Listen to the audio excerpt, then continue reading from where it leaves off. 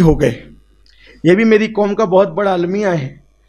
کتنے سال سے پڑھ رہے ہیں؟ 40 سال سے. کتنے سال سے؟ 35 سال سے. کتنے سال سے؟ 50.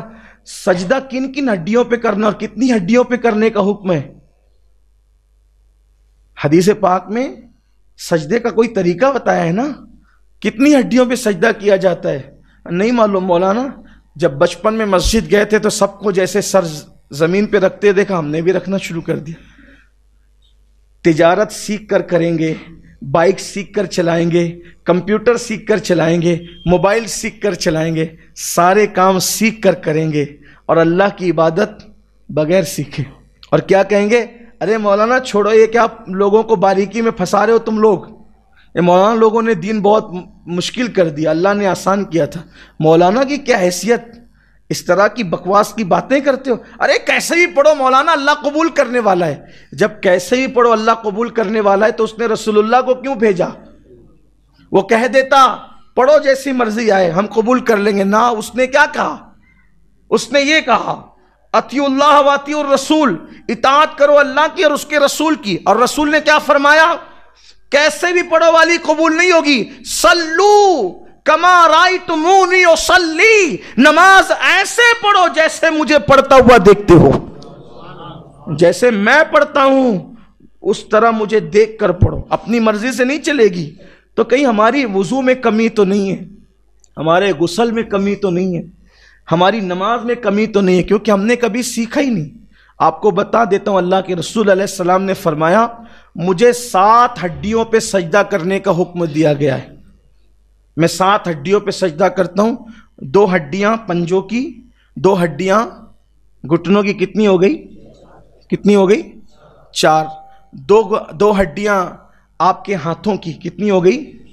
اور 1 ہڈی جی نہیں، ناک کی ہڈی کو تو مجازن ہڈی کہتے ہیں. اور ناک میں ہڈی جس اعتبار سے یہ پیشانی، حالانکہ ناک کا لگنا بھی، زمین پر ناک کا لگنا بھی یہ فرضے میں سجدے میں لازم قرار دیا گیا ہے.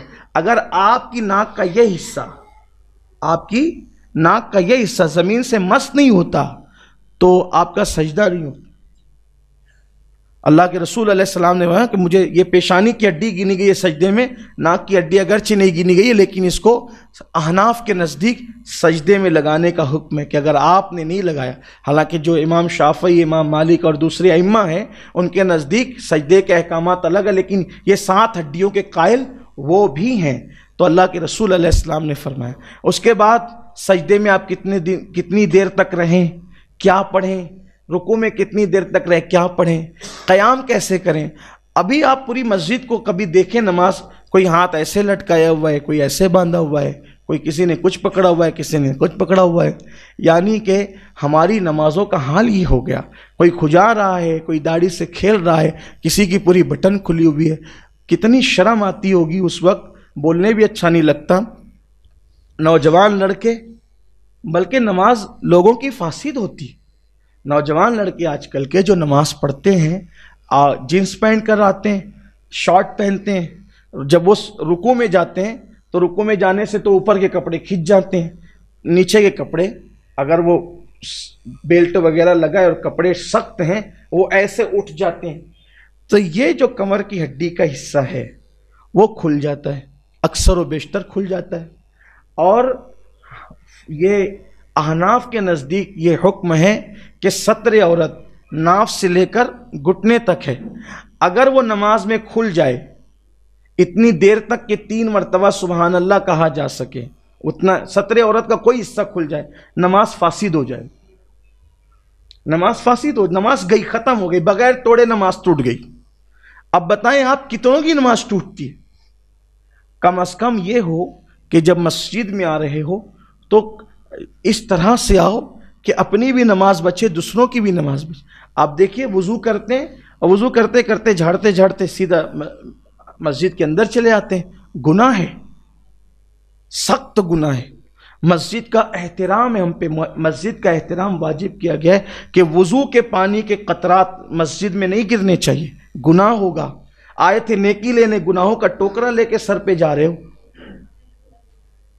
ہم آپ کو مشکل نہیں کرنا چاہتے، لیکن یہ کہ جب آپ اسکول جانے کے آداب سیکھ چکے، آفیسروں کے درمیان جانے کے آداب سیکھ چکے، تو اللہ کی بارگاہ کا ادب بھی تو سیکھ لو، کیونکہ یہ اللہ کی بارگاہ جسے مسجد کہتے ہیں۔ مسجد میں آؤ تو ادب سے آؤ۔ حضرات صحابہ کرام رضوان اللہ تعالی علیہ مجمعین جلدی سے مسجد کی دیوار کو ٹیک بھی نہیں لگاتے تھے۔ اللہ کے رسول علیہ السلام فرماتے ہیں جو مسجد میں دنیا کی باتیں کرے اس کا دین میں کوئی حصہ نہیں۔ آقا فرماتے ہیں ایسے لوگ پاؤ تو ان کے ساتھ بیٹھنا بھی مت۔ یعنی مسجد میں کیا آپ نے کپڑا پہنا، ایک کپڑا کتنے میں خریدا، یہ دنیا کی بات۔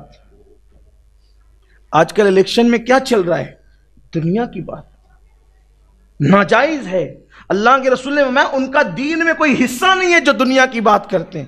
مسجد میں یا اللہ کا ذکر ہوگا یا واعظ و نصیحت ہوگی، مسجد میں دنیا کی بات۔ آپ سوچیں نا صحیح، سبزی کیا بھاؤ چل رہی ہے نہیں پوچھ سکتے آپ مسجد میں، نکلو باہر۔ اسی لیے قرآن کہتا ہے، جمعہ کے دن کے لیے کہتا ہے یا ایھا الذین آمنوا اذا نودی للصلاۃ من یوم الجمعہ فاسعوا الی ذکر اللہ وذروا البیع۔ اے ایمان والو، جب تم جمعہ کی اذان سنو کاروبار بند کرو، مسجد میں آ جاؤ، اللہ کا ذکر کرو نماز کے لیے۔ جب نماز ہو جائے تب یہاں پر باتیں سٹکارتے نہیں بیٹھنا، ادھر کیا چل رہا ہے ادھر کیا چل رہا ہے۔ کیوں؟ کیونکہ مسجد میں دنیا کی بات کرنا انسان کی نیکیوں کو ایسے کھاتی چلی جاتی ہے جیسے آگ لکڑیوں کو کھاتی۔ آپ کی نیکیاں باہر ہوتی رہتی آپ کے نام اعمال سے جب آپ دنیا کی بات مسجد میں کر رہے ہوتے ہو۔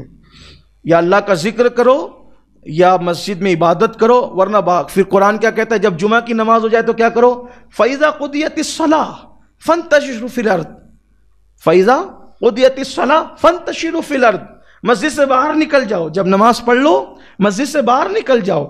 مسجد کھڑے رہنے کی جگہ ہے ادب کے ساتھ، قوموا للہ قانتین، ادب سے کھڑے رہنے کی جگہ ہے، وہ پڑے رہنے کی جگہ نہیں ہے۔ مسجد کو پڑے رہنے کی جگہ نہ بناؤ۔ فَإِذَا قُضِيَتِ الصَّلَاةُ فَانتَشِرُوا فِي الْأَرْضِ، جب نماز پڑھ چکو مسجد سے باہر نکل جاؤ، زمین پہ پھیل جاؤ اور اللہ کا فضل تلاش کرو، یعنی اپنے کاروبار سے لگ جاؤ، دنیا کی باتیں نہیں کرنا مسجد۔ اللہ کے رسول نے فرمایا قیامت کی نشانیوں میں سے ایک نشانی ہے کہ مسجدوں کے اندر لوگ دنیا کی باتیں کریں گے، تم ان کے قریب بھی مت بیٹھنا، ان کا دین میں کوئی حصہ نہیں ہے۔ تو بات میں اپنی ختم کر لوں، وہ 15 باتیں، لیکن اگر اس کو کریں تو بہت وقت جائے گا۔ لیکن یہ ایک بات جو کہہ رہا تھا کہ روزی کی تنگی کا اللہ اس کو شکار کر دیتا ہے۔ تیسری بات جو دنیا میں اس کو مصیبت پہنچتی ہے، اللہ کے رسول علیہ السلام فرماتے ہیں وہ ذلیل ہوتا رہتا ہے۔ آقا فرماتے ہیں وہ ذلیل ہوتا رہتا ہے۔ لوگ کہتے ہیں مسلمانوں کی ذلت کا سبب کیا ہے، ہم کہتے ہیں 1450 سال پہلے بیان کر دیا گیا، اسی طرف توجہ کرنے کی ضرورت ہے۔ بہت کوئی نئی چیز لانے، کوئی مفکر اب کوئی بات ہمیں نئی نہیں دے گا، کوئی مقرر ہمیں کوئی بات نہیں دے گا۔ رسول اللہ سے بڑھ کر کے فکر کرنے والا، تدبر کرنے والا، اصلاح امت کرنے والا، قوم کو جگانے والا، بیدار کرنے والا کون ہے؟ حضور نے اتنا بڑا ذخیرہ دے دیا ہے، کوئی نیا راہ عمل تیار کرنے کی ضرورت نہیں ہے، کوئی نئی باتیں لانے کی ضرورت نہیں ہے۔ حضور نے سب بتایا، سب بتایا، سب بتایا، صرف امت کو چاہیے کہ اس کی طرف توجہ کر لے۔ آقا فرماتے ہیں نماز چھوڑنے والا ذلیل ہوگا۔ ہماری